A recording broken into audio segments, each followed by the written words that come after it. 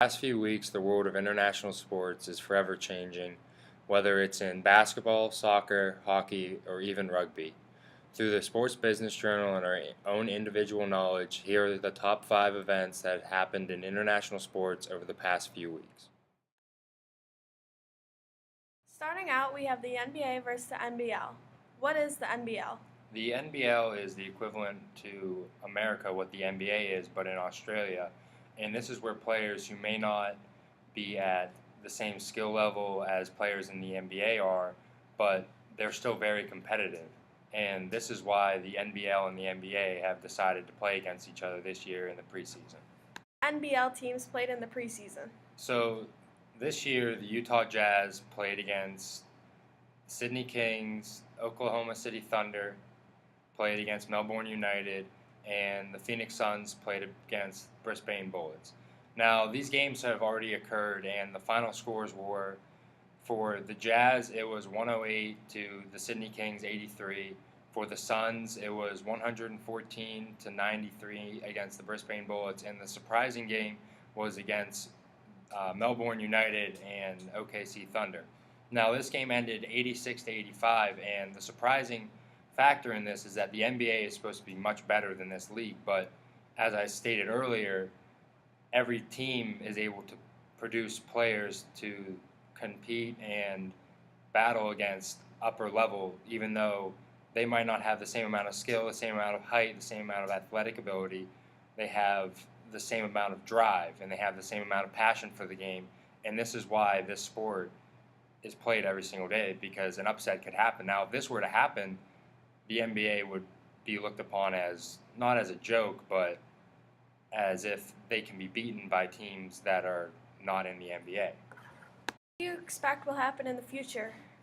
So the owner of the NBL, Larry Kesselman, stated that this was a major step for his program, for his league, and for the country that they play in, because no one thought that they could hang around, no one thought that they could play against the NBA.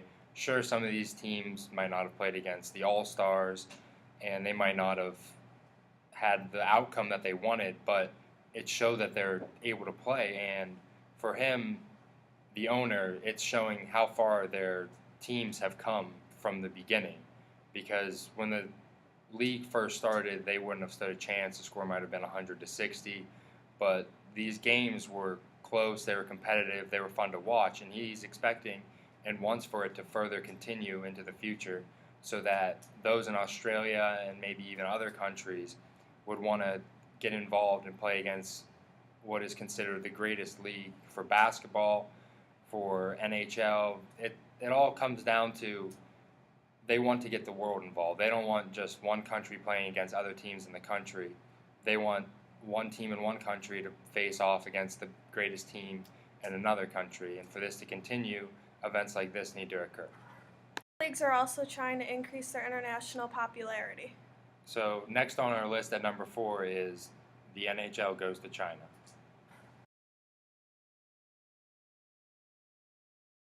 Coming in at number 4, we have the NHL bringing some of their teams to China. So what got the NHL involved with the China League? So the way that it works is the 2022 Olympics, they're being held in Beijing, China, and with hockey, well, since it's the Winter Olympics, with hockey being such a big market and such a big sport in the Winter Olympics, the NHL figured that they would try and increase the market in China since they're so unaware of the sport. So they decided to start bringing a couple NHL preseason games over to Beijing. So what teams represented the NHL over there? So we sent over the Vancouver Canucks and the Los Angeles Kings, and with the market being so dim over there, we didn't really expect many fans or anything like that, but we actually ended up getting about 22,000 fans at both the combined games. Is there any way of them increasing this number of fans to the game? Well, they've actually tried a number of different things so far for these first 2 preseason games.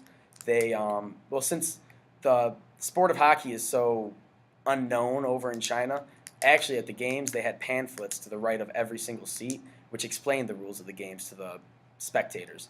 And the NHL also set up lots of youth clinics and things like that, just so that we could get the knowledge of the sport out there, and hopefully they fall in love with the game the way that people in America and Canada already do.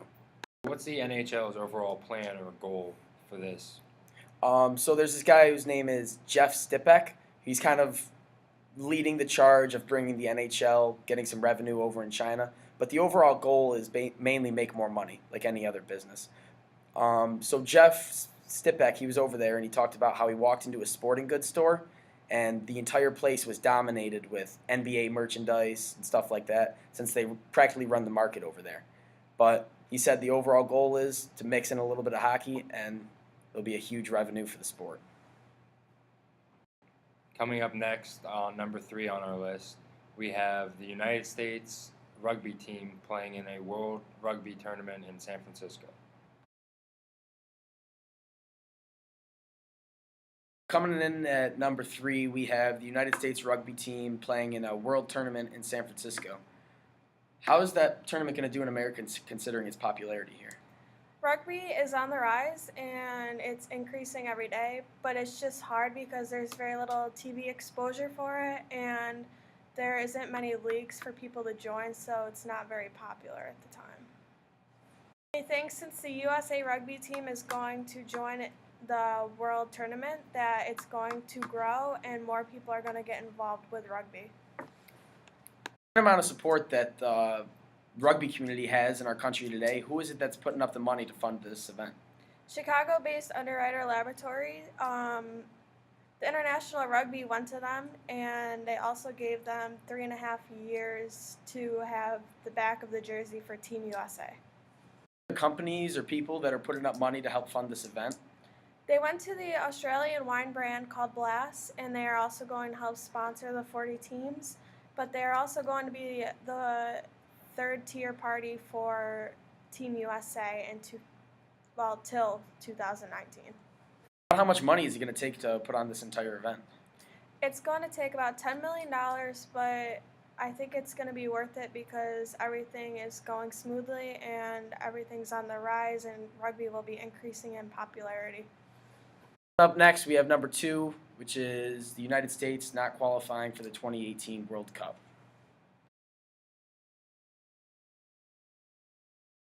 Number 2, we have the USA not qualifying for the World Cup in Russia. How come they didn't qualify? Well, as you can see behind me, we have the final score of the Trinidad and Tobago USA game, which officially knocked the United States out of the World Cup.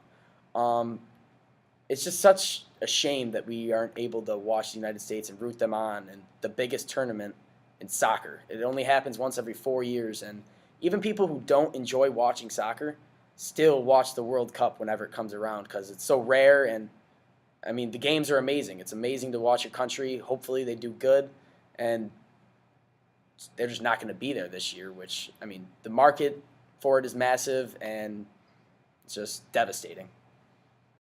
Coming up next, we have the top number 1 for this week in the Sports Journal.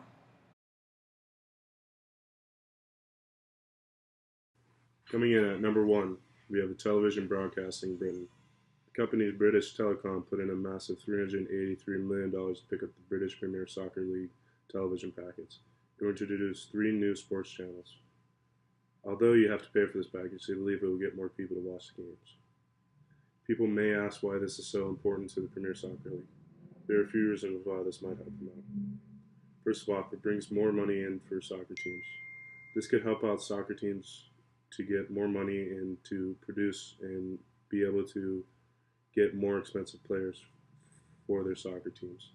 Other reasons this could be important to them is to just get more people to watch the games and be more intact with what's going on in British soccer right now. Those were the top 5 events happening in international sports right now. Even though the U.S. has not had many ties into sports overseas and over countries, they look to bring more sports overseas and into other countries.